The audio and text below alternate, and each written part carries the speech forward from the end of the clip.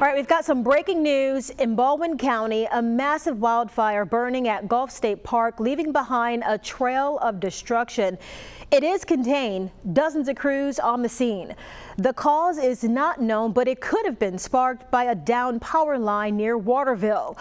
A lot to sort out here. We have live team coverage around the area. Michael Warwick, Tyler Fingert, and Hal Sherrick all there.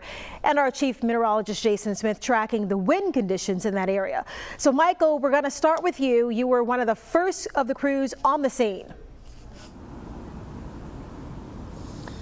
Yeah, and I knew this was a nasty fire, Lenise, as I pulled in south on 59. The amount of onlookers and the amount of smoke was really chilling as it covered 59. The good news that we can emphasize at this hour is the fire is contained.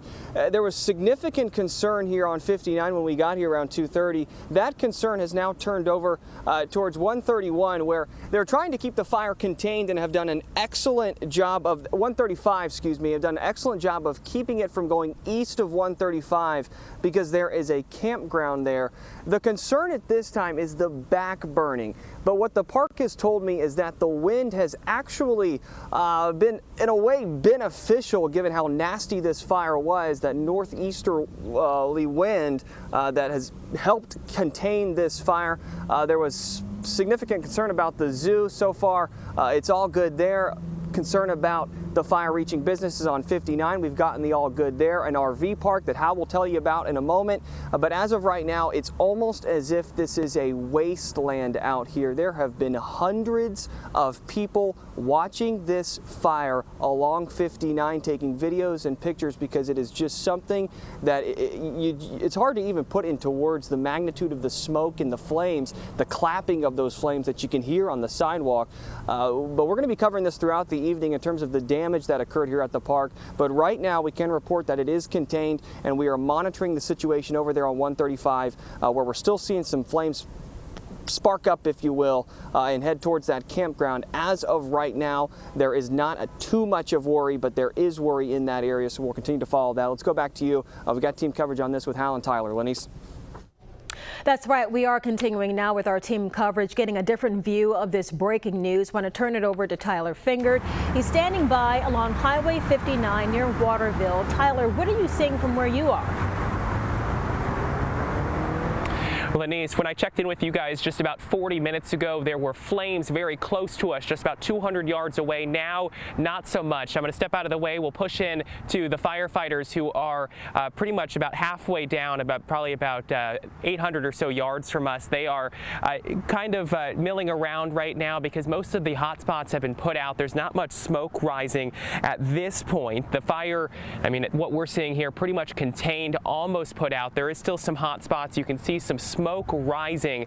And in this area, just a couple of minutes ago, I was able to speak to someone who was working at this, or who owns, excuse me, a building here, a real estate company that was actually asked to evacuate at about 3 o'clock today. They told me that they were watching it for about 45 minutes, and at one point saw the flames and the fire jump over over one of the waterways here, and they were very concerned because obviously the wind was whipping up and moving all about. And take a listen to what they had to say.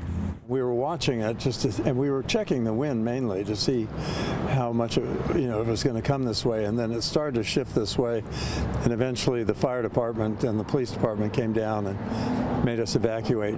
But we had already been loading files into our cars and computers into the cars. We were absolutely thankful for the first responders. The fire department and the police department were both here. The police were trying to take control, and the fire department was here, and their fire engines were here. So just about an hour and a half after they evacuated or were asked to leave, they came back here just to check on their business, check on their building. Luckily, nothing happened to it. The fire was able to stay away. Firefighters able to protect it. And that has been the good news about this, because this fire contained to the marshland here, about 50 or so acres. So that is some very good news that really no businesses, no buildings were threatened at any point. Police and firefighters just doing evacuations out of a precaution to make sure that everyone did in fact stay safe. We're live in Gulf Shores tonight. Tyler Fingert, Fox 10 News. All right, thanks, Tyler. And now we want to turn it over to our Hal Sherrick, who's standing by at one of the nearby RV parks where those evacuations were called for. Hal, you were able to speak to some of the people about that too. Yes, Lenise, I was. Some that were not even at the RV park got phone calls from the management there, having them come back. Those who were on site, the fire department came in, asked them to evacuate because there was that big concern as those flames continued to push south with that behind that northerly breeze, pushing those flames closer and closer to the RV park. As we've mentioned, that a lot of that has been knocked down, thankfully. I'm going to step out of the way and show you what we're seeing right now. Just as an idea, the RV park is right behind me here. You can see some of those RVs here. Orange Beach Fire Rescue's ladder truck is still on site. They had their big ladder in the air for, oh gosh, close to 2 hours, spraying a ton of water down on this fire. But this is the luxury RV park resort. Everybody there made it out fine. They're just hoping that everything will end up okay. You can see there's still a little bit of smoke and some flare-ups. There were some firefighters that were checking on this area. You see right in here that's still smoldering along this bayou. Now, just on the other side of the bayou are all these businesses that Tyler mentioned. I'm here at Patches Tattoo and Piercings, right next door to the Pizza Hut, and Mudbug's Lounge in that area. To give you an idea of where I am, this canal runs behind there. But there was concern that this fire would jump this large canal at some point, which is why all these businesses were asked to go ahead and close up and evacuate. Just a couple minutes ago, there were a couple firefighters right here just eyeballing this area that's still smoldering, because just not far from there is a camper. You can see the back of a camper right here at the RV park with just a little bit of brush between it and where some of this fire is still smoldering. Now, the major part of it, as was mentioned before, is now starting to go down, but was behind the RV park back to the east side of the RV park.